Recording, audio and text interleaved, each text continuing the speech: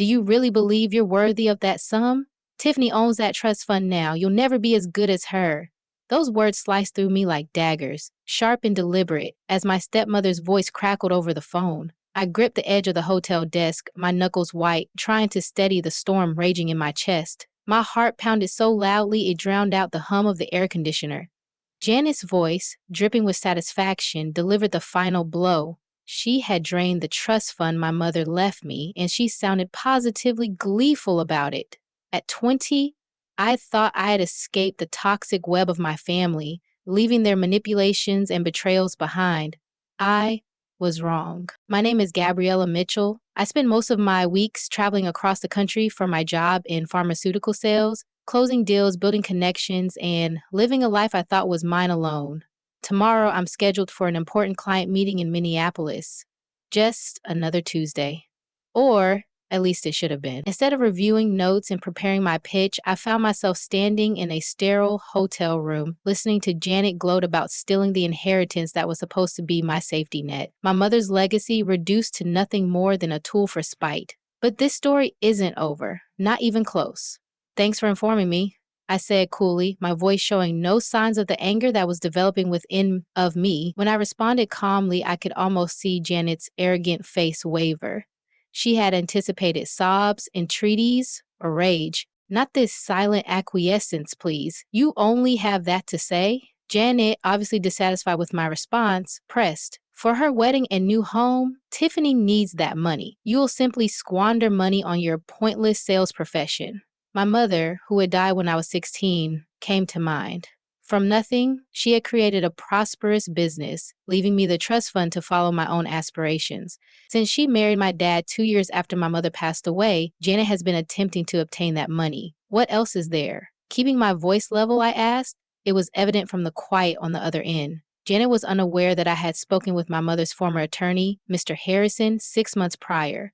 He had alerted me to some questioning Janet had been doing concerning the trust. By working together, we would establish legal protections and safeguards that would make any unlawful entry not only impossible, but also punishable by law. Janet spat, attempting one final attempt to agitate me. You've always been such a disappointment. You never deserved this as much as your stepsister did. I hung up and gazed at the Minneapolis skyline outside my motel window. My hands trembled, but not because of terror. Everything was recorded, each and every call, every effort, each and every modification. I was prepared when Janet finally overplayed her hand.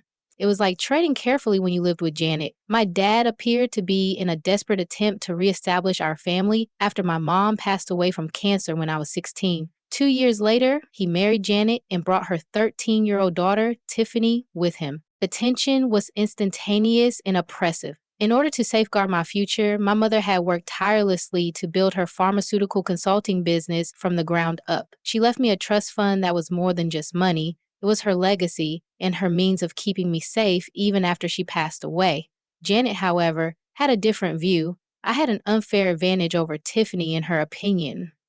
She would try to guilt me into sharing the inheritance by saying, your mom wouldn't want you to be so selfish. Now, we are all family. However, in the sense that mattered, we weren't family. Janet methodically tried to push me to the sidelines while my dad immersed himself in his work to deal with his loss. Tiffany rose to prominence in our home. Every accomplishment, no matter how minor, was lavishly recognized. My entrance to business school and academic scholarships, however, were essentially ignored. My dad only saw the things Janet wanted him to see. When I graduated from college, it was the true wake-up call. I had achieved all of this while working part-time, including finishing first in my class and landing a prominent position. Because Tiffany had a slight cold, my dad was unable to attend. Janet had claimed that she needed her father at the moment.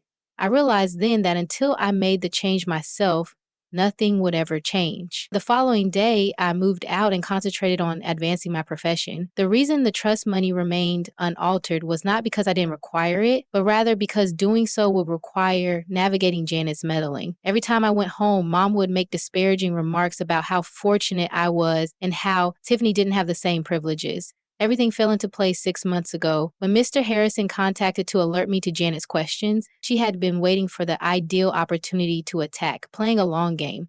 However, I was no longer so impressionable at 16. Being my mother's kid, I had learned how to defend what was rightfully mine from the finest. The trust fund symbolized everything my mother had worked for and was more than simply money. That night, while I was sitting in my hotel room, I took out the little picture of her that I always had with me. She was the confident, smiling lady I had always wanted to be.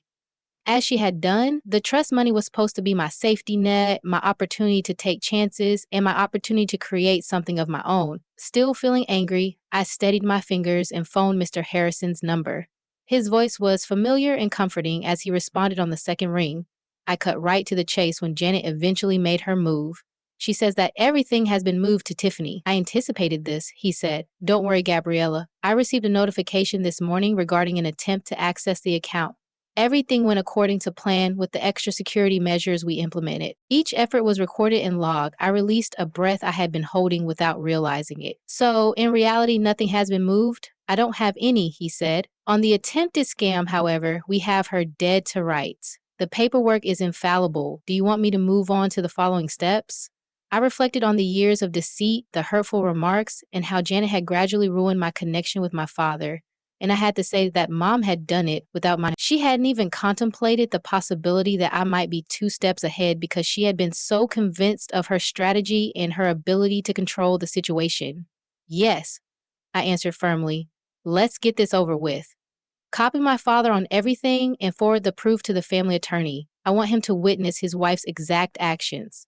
Well, Mr. Harrison remarked, consider it done, and your mother would be proud of you, Gabriella. You were always smarter than people realized, according to her.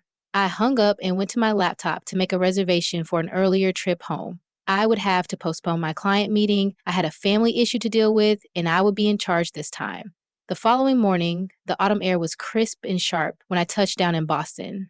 The house I grew up in, my dad's, had the same appearance, but it had a distinct vibe. It might have been me. I hadn't mentioned Janet's phone call, but I had called to let him know I would be there. Some discussions had to take place in person. They were all in the living room when I found them. Tiffany, Janet, and Dad. When Janet saw me enter, her smug smirk vanished and was replaced by bewilderment at my composed manner. My dad said, Gabriella, with a worried expression, you weren't what I expected. Is everything all right? We really need to discuss, Dad. I took out the file that Mr. Harrison had forwarded to me, along with my phone. Janet called me yesterday to inform me that she had given Tiffany everything and depleted my trust money. I felt you ought to witness the entire event. Janet's expression turned pallid. All I wanted to do was assist Tiffany. Don't. I had a steely voice.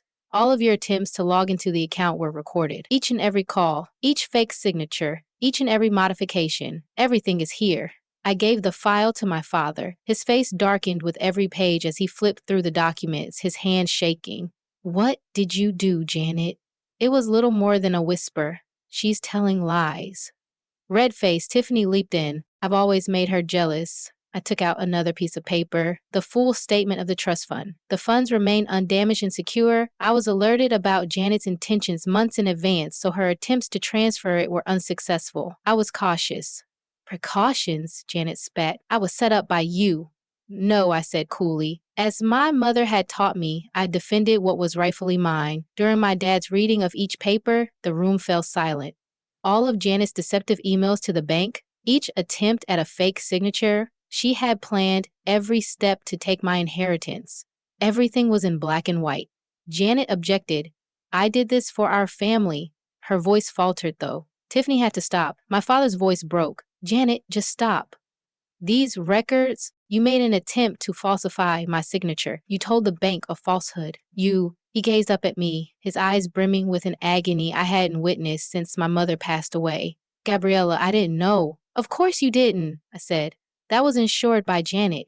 Everything was arranged chronologically by Mr. Harrison, demonstrating the years-long efforts Janet made to sabotage my relationship with my father in order to obtain my trust fund. The most recent records documented her unsuccessful attempt to transfer the funds and her ensuing irate phone calls to the bank.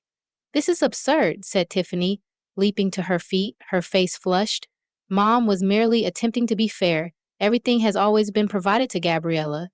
I felt a mixture of fury and sympathy as I turned to my stepsister. Given to me? I never touched that trust fund while I worked my way through college and started my profession from scratch. Mom wanted me to have choices just like she did, so she left it to me. Janet, however, couldn't tolerate it, could she? At last, Janet lost her cool. I cut her off. You ungrateful little... I've already filed charges. All of the proof of attempted fraud is with the bank. Everything is being handled by Mr. Harrison. I looked at my father. You deserve to know the truth, and I'm sorry you had to learn it this way. 12 years of distortion weighed heavily on the air. My dad gave Janet a glance that was unflattering, as if he had never seen her before. The events that followed altered everything. My father got to his feet, the paper shaking in his hands. I want you to leave the house, Janet, this evening. What? Janet's voice became high-pitched. You're not serious. Considering all that I've done for this family done? My father spoke quietly yet firmly. My daughter was the target of your theft attempt. My signature was falsified by you. For years, you have been lying to me. Tiffany burst into tears. But they weren't the cunning ones she usually sheds. Perhaps finally understanding the seriousness of what her mother had attempted to do, she appeared truly shocked. I told Janet that the cops would want to speak with you. The reports have already been filed by Mr. Harrison. The fraud department of the bank is now involved. Janet hissed. You planned this. I would attempt to access the trust fund as you knew. You planned this, Janet. All I did was make sure I was prepared when you were. I looked at my father. There's more. Evidence that she has also been stealing money from your accounts was discovered by Mr. Harrison. Little sums that accumulate over years. With a dejected expression, my dad slumped back into his chair. Although I felt bad for hurting him, he had to know the truth. He reminded Janet to get out. I'll have my lawyer get in touch with you both regarding the divorce. I watched quietly by the window while Janet and Tiffany gathered their belongings, hurling insults and tears in equal measure. I used to wait for my mother to get home from work via that same window. Her voice was practically audible to me. Always be ready, my love. And don't ever allow someone to take something that belongs to you. My dad and I had some long, overdue talks in the weeks that followed. For the first time in years, we had a meaningful conversation one evening while sitting in the kitchen, the same kitchen where my mother used to assist me with my schoolwork. He looked into his coffee cup and murmured, I failed you. And I was so preoccupied with avoiding loneliness when your mother passed away that I failed to notice what was unfolding in front of me. I acknowledged that both of us made mistakes. Janet's actions may have been reported to you sooner, but I needed evidence first. I wanted you to witness it yourself. The court case proceeded swiftly. Janet was accused of financial exploitation and attempted fraud. The evidence was overwhelming despite her attempts to portray herself as a victim and say she was merely attempting to level the playing field between Tiffany and me. Years of deliberate attempts to obtain my trust fund were documented by the bank. Tiffany emailed me and said she was unaware of her mother's intentions. Although I wasn't sure if I believed her, I could see that she was having difficulty coming to terms with her own discoveries about her mother's actual character. I apologize, she wrote. It always seemed to me that you had it all. I now realize that your mother was merely envious of what your mother had constructed for you, even though she gave the impression that you were the privileged one. I had always wanted to start my own business consulting firm, but had been too cautious to do so until Mr. Harrison helped me do it. As my mother had intended, the trust fund she left me served as the starting money for my new business. During one of our discussions, Mr. Harrison assured me that your mother would be proud. You always had your father's heart and her business savvy, she remarked. When you were ready, she knew you would do great things. Dad began dropping by my office once a week for lunch. We occasionally discussed Mom, reminiscing about things that Janet had made taboo for so long. At other times, we discussed the future. At long last, he was beginning to resemble the father I knew before Mom became ill. Do you remember your mother's comments about you? One day he inquired. You were like a gym, she said. You just became stronger under pressure. The rhythm of life changed. My consulting business expanded swiftly, drawing in customers who valued my straightforward style and industry expertise. One member of my tiny team, Sarah, was a bright analyst who made me think of my mother. Same motivation and resolve to succeed. A plea agreement concluded Janet's trial. Although she was spared jail time, she was prohibited from working in any financial role and had to make large restitution payments. When I last heard from her, she had gone to live with her sister in Arizona. Tiffany continued to work as a teaching assistant in Boston. We communicated only seldom, often by email. Dad put a lot of effort into mending our relationship. He began telling tales about my mother that he had long suppressed, such as how they first met at a business convention, their early difficulties launching her firm, and the late nights spent strategizing their future. Every narrative restored a small portion of what we had lost. Mom's business diary was discovered one evening while we were going through old pictures in the attic. It contained a letter written to me a few weeks prior to her death. I'm leaving you more than just money, Gabriella, my love. I'm letting you make your own decisions. Don't allow anyone tell you what you deserve or dim your brightness. You are more intelligent and powerful than you realize, and you can achieve everything you set your mind to. Have faith in yourself. Yes, I do. Mom, I love you. As I developed my business, those words became my guiding principle. The letter served as a daily reminder of my origins and my destination, so I framed it and placed it in my workplace. In order to assist other families deal with loss without losing themselves, my dad began volunteering at a grief counseling center after he retired from his job. He occasionally served as a consultant for my company, contributing years of expertise and a viewpoint that was a wonderful fit with my methodology. 5 years later, I'm still in awe of how much has changed since those events. Like Mom used to do, I now help pharmaceutical businesses streamline their operations through my consulting firm, which has grown to 3 locations. In addition to safeguarding my future, the trust money she left me served as the cornerstone for assisting others in creating theirs. Even though Dad retired last year, he frequently visits the office to provide guidance to our younger staff members. He claims it helps him stay in touch with his mother's legacy. To make up for all the years we lost to Janet's manipulation, we have lunch every Wednesday. Standing up for myself was the hardest lesson I ever learned. Not about money or treachery. Mom made sure I got the resources I needed because she knew that I would have to battle for what was rightfully mine one day. She showed me that being prepared and patient enough to wait for the appropriate opportunity is what truly demonstrates strength, not being rough. I occasionally go to the house where I grew up. Although Dad still resides there, things have changed. All indications of Janet's presence have been removed, including the rearranging of the furniture and the painting of the walls. Last week, I discovered her collection of business books in her former office, which my father had converted into a library. She had put notes in one about training me to manage the business in the future. Although I never had the opportunity with her, I'm currently creating something of my own.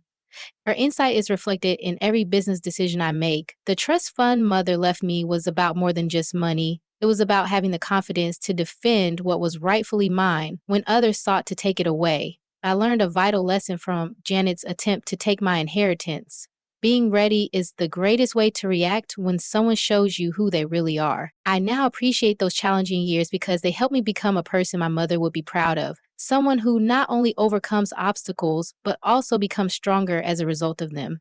The important memories have been preserved in the rearranged family photo albums. My favorite photo of my mother and I at her office, laughing about something long forgotten, is on my desk at work. Every day, it serves as a reminder that some individuals work to bring you down, but others help you grow in ways that last a lifetime. My father and I went to my mother's grave together on the anniversary of her death. As the new year began, we carried fresh flowers from her favorite garden, their vibrant colors, a fragile contrast to the weight in our hearts. I stood beside him, the winter air crisp and still, and handed him the letter I had found, tucked carefully within the pages of her diary. His hands trembled slightly as he unfolded the torn paper, the creases whispering of the time it had been hidden away. He read it quietly, his eyes tracing each word as if they were fragments of her voice, reaching out from the past.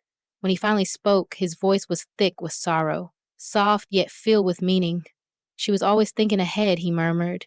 "She was fighting for your life, even as she fought for her own." In that moment, something shifted within me. I realized that every step I had taken to honor her memory, every decision I had made to stand firm, and every choice I had pursued to build something meaningful wasn't just my journey, it was her final gift to me. A farewell wrapped in quiet strength. Dad placed a gentle hand on my shoulder, his touch grounding me. "She will be so proud of you," he whispered. Then, after a pause, he added, "And having you as my daughter makes me incredibly proud." We stood together in silence, not needing words, just sharing the space between grief and gratitude. Because even though some wounds never fully heal, love and resilience have the power to transform the deepest scars into a source of strength. If this story moved you, don't forget to subscribe to the SoraBook channel to discover more heartfelt and inspiring stories in the next videos. There's so much more waiting for you.